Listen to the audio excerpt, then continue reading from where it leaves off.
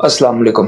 وعلیکم السلام۔ سر میرا کوشچن یہ ہے کہ ایک طبقہ تو ان لوگوں کا ہے جو اپنے آپ کو ایتھیسٹ کہتے ہیں اور خدا کا انکار کر دیتے ہیں، لیکن ایک بہت بڑی تعداد ایسے لوگوں کی ہے جو جب کائنات پہ غور کرتے ہیں تو ان کو خدا نظر آتا ہے اور ان کا باطن بھی یہ تقاضا کرتا ہے کہ ایک خدا ہونا چاہیے، لیکن جب وہ اللہ تعالیٰ کی اسکیم آف ایگزامینیشن کو اینالائز کرتے ہیں تو جو سفرنگ اس دنیا کے اندر ہے یا جتنے بھی معاملات چل رہے ہیں، تو اس سے جو ایک فطری خدا کا تصور بنتا ہے کہ خدا ایک بہت رحم کرنے والا ہے، تو وہ آپس میں ایک مس میچ کا شکار ہو جاتی ہے چیز، تو ایک شدید اضطراب کی صورتحال پیدا ہو جاتی ہے کہ ایک سائڈ پہ آپ خدا کو مان رہے ہیں لیکن اس کی اسکیم آپ کی سمجھ میں نہیں آ رہی، تو اس اضطراب سے کیسے نکلا جائے؟ شکریہ۔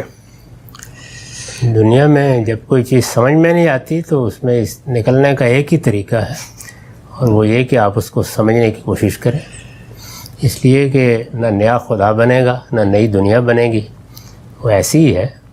جب ایسی ہے تو پھر یہ سمجھنے کی کوشش کرنی چاہیے کہ اگر اس کائنات کا کوئی پروردگار ہے اور عقل کہتی ہے کہ ہونا چاہیے، تو اس نے یہ اسکیم کیوں بنائی ہے؟ یہ اسکیم ہی ہے جس کی وضاحت کے لیے اس نے اپنے پیغمبر بھیجے ہیں اور بار بار بھیجے ہیں۔ یہ ممکن ہے کہ ایک اسکیم عقلی لحاظ سے بالکل درست ہو، سمجھ میں آ جائے، اللہ کا حق بھی ہو، لیکن ہم انسان بہت کمزور واقع ہوئے ہیں، اور چونکہ یعنی ایک تعبیر اگر اختیار کر لیجئے تو ریسیونگ اینڈ پر ہے، اس لیے کہ یوں تو نہیں ہے کہ ہم سے مشورہ کر کے اسکیم بنائی گئی ہے، تو اس میں یہ ہو سکتا ہے کہ کچھ رد عمل بھی ہو، شکایت بھی پیدا ہو جائے۔ اس میں صحیح رویہ وہ ہے جو حضرت یعقوب نے اختیار کیا کہ انما اشکو بسی الی اللہ، میں اپنے رب کے سامنے اپنا شکوہ رکھ دیتا ہوں، تو کرتے رہیے، لیکن نہ ماننے کی کیا وجہ ہے؟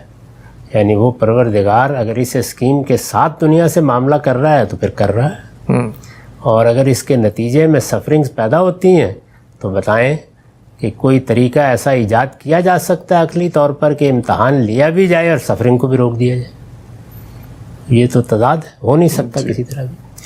تو اس لیے اس اسکیم کو ایک واقعے کے طور پر مان کے ہمیں اگر کوئی شکایت پیدا ہوتی ہے تو وہ اپنے رب ہی سے کرنی چاہیے۔ صحیح رویہ یہ ہے۔ حضرت یعقوب کے بیٹے کے ساتھ جو معاملہ ہوا، خود بھائیوں نے کیا، بیٹا بہت محبوب تھا، تو اس میں وہ روتے بھی رہے اور اپنے پروردگار سے شکایت بھی کرتے رہے، لیکن کس اسلوب میں کرتے رہے؟ وہ میں نے قرآن کی وہ آیت آپ کو بتائی ہے۔ تو ایسے ہی دنیا کے اندر بھی جب تکلیفیں دیکھتے ہیں، مصیبتیں دیکھتے ہیں، تو اپنے رب سے محبت کا شکوہ کرنا چاہیے، نہ کہ اس کو انکار کا بہانہ بنا لینا چاہیے۔ سوال یہ ہے کہ اگر آپ نہیں مانیں گے تو کیا کریں گے؟ دنیا سے نکل تو جائیں گے نہیں۔ تو اس کائنات کا پروردگار جیسا ہے اس کو ویسا ہی مانیں، اس کی شخصیت، اس کی صفات میں سے کوئی چیز یا اس کی اسکیم میں سے اگر ہماری گرفت میں نہیں آتی تو عاجزی کے مقام پر کھڑے ہو کر اسے سمجھنے کی کوشش کرنی چاہیے۔ ٹھیک ہے سر، بہت شکریہ۔